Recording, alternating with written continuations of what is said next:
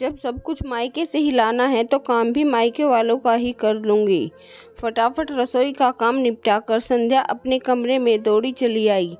बाहर के सदस्य सब तैयार हो चुके हैं और संध्या है कि अभी तक तैयार ही नहीं हुई। जानती थी कि अगर 10 मिनट के अंदर तैयार नहीं हुई तो सासू माँ अच्छा खासा हंगामा कर देगी, क्योंकि पहली बात तो यह है कि जब वह तैयार हो जाती है तो उनके सब्र का बांध नहीं होता, और दूसरी ज़रूरी बात कि आज उनकी बेटी रोमा के घर प्रोग्राम था। यह तो शुक्र मनाओ कि संध्या ने रसोई में जाने से पहले खुद के कपड़े तो निकाल कर रख दिए थे। अब फटाफट हाथ मुंह धोकर कपड़े चेंज कर लिए। हल्का फुल्का मेकअप किया ही था कि इतने से बाहर से पति मैंग की आवाज़ आने लगी। अरे संध्या, कितनी देर लगेगी? तुम्हें जल्दी आओ, देर हो रही है। इससे पहले कि संध्या कुछ कहती, सासू माँ राशि जी ने चिल्लाना शुरू कर दिया।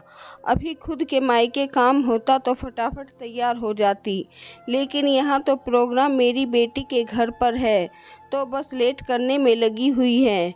जब कह दिया था कि जल्दी तैयार हो जाना तो तैयार नहीं हो सकती थी। बस धीरे धीरे समय बर्बाद करने में लगी हुई है। बस अब पता था कि सासू माँ ने चिल्लाना शुरू कर दिया है। अब सबका मूड खराब होना लाजमी है। अब जब तक सब उसे 2-4 बातें ना सुना लेंगे तब तक सबको चैन नहीं मिलेगा। खैर, संध्या फटाफट अपने सैंडल पहनने लगी तो ये क्या, सैंडल ही टूट गए। अब उसके पास तो पहनने के लिए कुछ भी नहीं। आखिर मैंग चिल्लाता हुआ कमरे में आया। क्या है संध्या, तुम अभी तक तैयार नहीं हो? सब बाहर तुम्हारा इंतजार कर रहे हैं। बेचारी रोमा भी वहाँ हम लोगों का इंतजार कर रही होगी। उसे देखकर संध्या ने अपने टूटे हुए सैंडल दिखाते हुए कहा, मैं क्या करूं मैंग जी, मेरे सैंडल ही टूट गए और मेरे पास दूसरी भी नहीं है। हे भगवान, तुम इतनी लापरवाह कैसे हो सकती हो? एक और जोड़ी एक्स्ट्रा में नहीं ले सकती थी? जाकर देखो मम्मी की कोई सैंडल रखी हो तो वो पहन लो। पर मम्मी जी के सैंडल मुझे कैसे आएंगे? मम्मी जी के पैर मुझसे छोटे हैं। संध्या भी धीरे से कहा। इतने में सासू माँ भी दनाती हुई कमरे में आ गई और चिल्लाते हुए बोली, अरे चलना नहीं है क्या तुम दोनों को? देर हो रही है। फिर संध्या के हाथ में टूटे हुए सैंडल देखकर चिल्लाते हुए बोली, बस शुरू हो गया इसका तमाशा। कभी एक दिन भी ऐसा गया है कि जब कहीं जाना हो और इसके तमाशे शुरू ना किए हो? अब शुभ काम जाने में जा रहे हैं तो तोड़फोड़ मचा रखी है। यहाँ मेरे नवासे का जन्मदिन है और ये कामचोर सामने ये टूटी हुई चप्पल लेकर आ गई। संध्या ने अपने आप को संभालते हुए कहा, पर मम्मी जी, मैंने जानबूझकर तो नहीं तोड़ा ना, ये काफ़ी पुराने हो गए थे। उस दिन मैंने आपसे कहा भी था कि मम्मी जी मुझे सैंडल लानी है, पर आपने मुझे पैसे देने से मना कर दिए थे।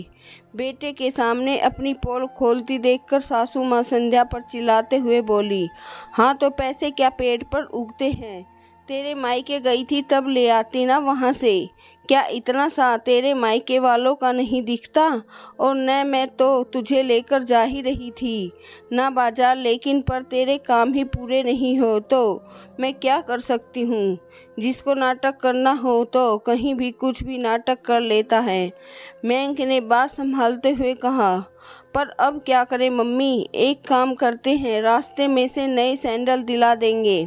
मैंग की बात सुनकर वो जोर से चिल्लाई, हाँ हम तो फालतू बैठे हैं, अब समय व्यर्थ नहीं होगा, रहने दो यहीं पर। जब घर में अकेली रहेगी तो अकल ठिकाने आ जाएगी। पर मम्मी, मैंग इससे पहले कुछ कहता, उसके फ़ोन पर रोमा का फ़ोन आने लगा, जिसे देखकर सासू माँ ने कहा, ज़रूर रोमा का ही फ़ोन होगा। उसे क्यों उसके ससुराल के सामने शर्मिंदा कर रहे हो? चलो जल्दी, रहने दो इसे घर पर। मैंग भी ज़्यादा कुछ कह ना पाया और संध्या को घर पर ही छोड़कर सब लोग रवाना हो गए। संध्या की आंखों में आंसू आ गए। शादी को 2 साल हो गए, पर हर छोटी चीज़ के लिए वो मोहताज हो जाती है, या यूँ कहें मोहताज कर दी जाती है। मैंग अपनी सारी सैलरी अपनी माँ के हाथों में रखता, यहाँ तक कि संध्या के हाथों में कुछ ना देता। संध्या अगर ज़रूरत भर के पैसे भी मांगती तो उससे कह देता कि माँ से ले लो और उधर सासू माँ और भी महान। संध्या को जब ज़रूरत पड़ने पर पैसे मांगती तो सासू माँ का जवाब होता कि अपने मायके वालों से ले लो, मेरे पास फालतू पैसे खर्च करने के लिए नहीं हैं। सोचते सोचते ही संध्या की आंखों से आंसू बहे जा रहे थे। आज सिर्फ एक चप्पल के कारण उसे ये लोग घर पर छोड़कर चले गए। अब क्या अपनी चप्पल लेने भी वो मायके जाएगी? जैसे तैसे रात निकल गई। संध्या ने किसी से कोई बात नहीं की। दूसरे दिन सुबह के 8 बज गए, लेकिन किसी को चाय नसीब तक नहीं हुई। आखिर सासू माँ को चाय नहीं मिली तो वे बाहर आकर चिल्लाने लगी, आज चाय मिलेगी कि नहीं, पता नहीं कहाँ चली गई कामचोर। किस्मत खराब है मेरी जो ऐसी बहू मेरे पल्ले पड़ी है। थोड़ी देर बाद संध्या अपने कमरे से तैयार होकर बैग लेकर बाहर निकली तो उसे देखकर सासू माँ बोली, ये सुबह सुबह कहाँ बन ठन कर निकली? अभी तक तो हमने चाय भी नहीं पी। घर का काम कौन करेगा? सासू माँ की बात सुनकर संध्या मुस्कुराकर बोली, सासू माँ, आपने मायके जा रही हूँ अब नई चप्पल लेने के लिए।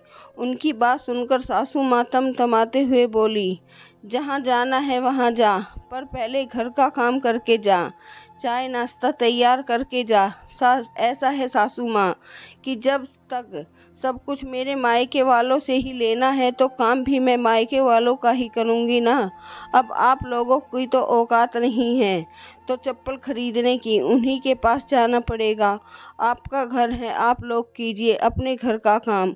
सासू माँ ने गुस्से में मेंग की तरफ देखा तो मेंग भी नज़र झुकाकर बैठा हुआ था। अरे तू कुछ बोलता क्यों नहीं है? क्या बोलूँ मैं तो कल भी कुछ नहीं बोला था, आज भी कुछ नहीं बोलूँगा। मुझे तो संध्या का कहना भी गलत नहीं लग रहा।